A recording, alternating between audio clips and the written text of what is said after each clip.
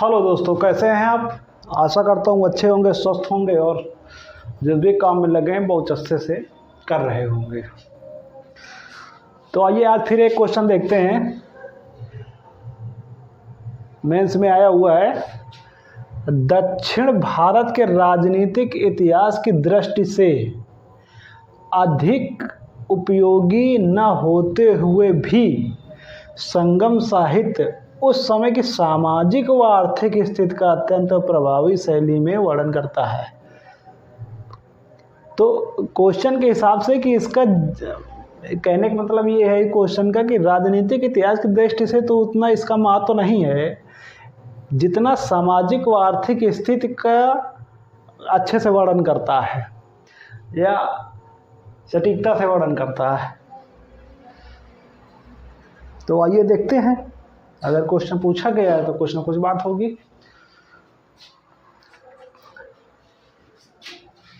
तो दक्षिण भारत का इतिहास जानने के लिए, अब चूंकि इतिहास जानने के लिए या तो उस समय का आर्ट एंड कल्चर हो या तो लिटरेचर हो और या तो अगर सिक्के उस समय के मिल जाए या अन्य कोई इस टाइप का अवशेष मिल जाए तो उसी से पता चलता है क्या मामला है वहाँ का।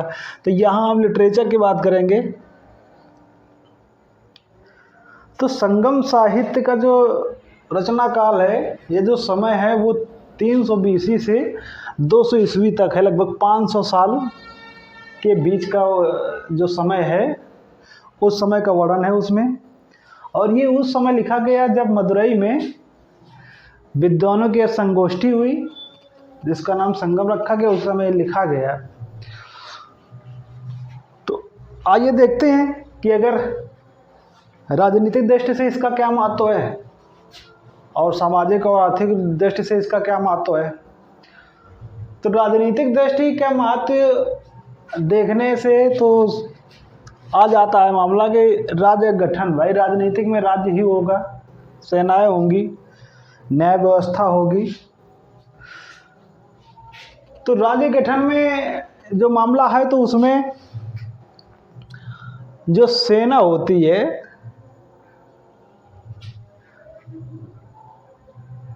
तो वो सेना के नाम पे योद्धाओं का एक समूह होता है।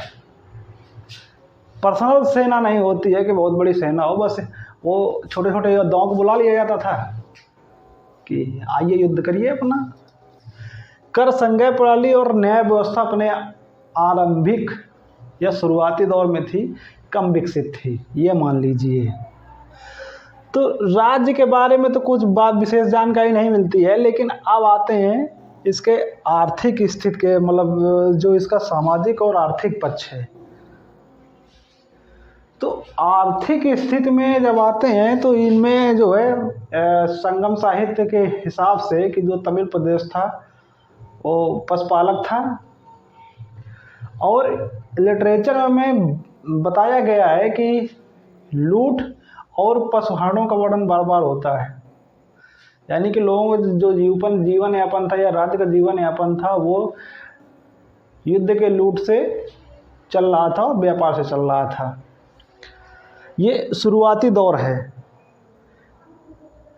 इसके बाद जब ये डेवलप होता है तो फिर इसकी अर्थव्यवस्था ट्रांसफ़र होती है एग्रीकल्चर और व्यापार पे। तो एक कावेरी नदी के जो डेल्टा वाला प्रदेश है बढ़िया उपजाऊ है और वहीं कृषि होती है और व्यापार के लिए वस्त्र उद्योग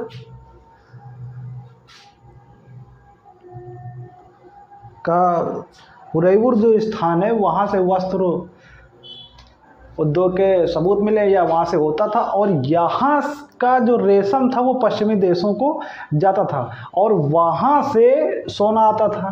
तो इस व्यापार से ये जो राजा थे इनका बढ़िया से जीवन यापन चल रहा था और इसी व्यापार के पैसे से, इसी व्यापार और कैश के पैसे से इनकी राजनीतिक और प्रशासनिक व्यवस्था चल रही थी। कर संग्रह प्रणाली उतनी अच्छी नहीं मिली है, मतलब उतनी अच्छी स्थिति में नहीं थी, लेकिन यहाँ का जो व्यापार था वो चाहे हाथी दांत का व्यापार हो, चाहे काली मिर्च का व्यापार हो या फिर ये रेशम का व्यापार हो, इससे इस व्यापार से अच्छी खासी इनकी इनकम हो जाती थी और वही इनके जीवन यापन का बढ़िया साधन था। तो ये हो गया इसका आर्थिक पक्ष। अब आते हैं इसकी सामाजिक स्थिति को देख लेते हैं। तो सामाजिक स्थिति, इस समय की सामाजिक स्थिति को जानने के लिए जो ये दो रचनाएं हैं, शिलप्पाधिकारम और मणिमेखलई, इनसे उस समय के सामाजिक जीवन को आराम से देखा जा सकता है। तो इनके अनुसार उस समय जो वर्ग और जाति व्यवस्था थी वो उतनी सख्त नहीं थी जितनी उत्तर भारत में थी। समाज में ब्राह्मणों का स्थान ऊपर था। धार्मिक रूप से आ जाइए तो यज्ञ आदि होते थे, यह लोग अपने शुभ अवसरों पर करवाते थे। इसके बाद जो ब्राह्मणों की हत्या सबसे निकृष्ट दृष्टि से देखा जाता था। दूसरे स्तर पे आ जाते थे वेल्लार वर्ग। ये जो वेल्लार वर्ग था ये युद्ध भी करता था, युद्ध भी लड़ता था और प्रशासनिक पदों पर भी विराजमान था।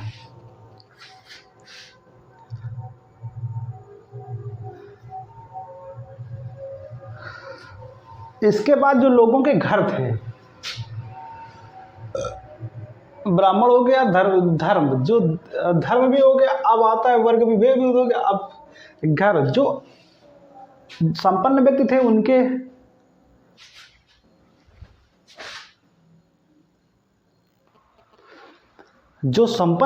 उनके घर अच्छे बने हुए थे, पक्के बने हुए थे, और जो थोड़ा निम्न तबके थे आर्थिक रूप से कमजोर थे,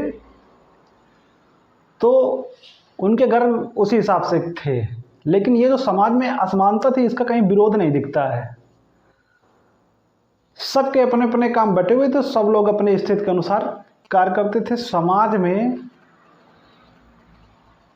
8 प्रकार के विवाह प्रचलित थे जो दिखाई देते हैं। उस समाज में जो महिलाओं की सामाजिक स्थिति थी उसमें उन्हें वर चुनने का तो अधिकार था, लेकिन जो विधवा होती थी, विधवाओं की स्थिति बड़ी नाजुक थी।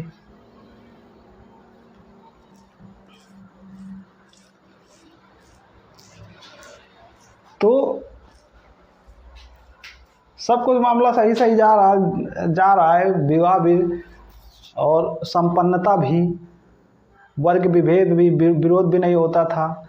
घर भी अपने इनकम के हिसाब से बने हुए थे।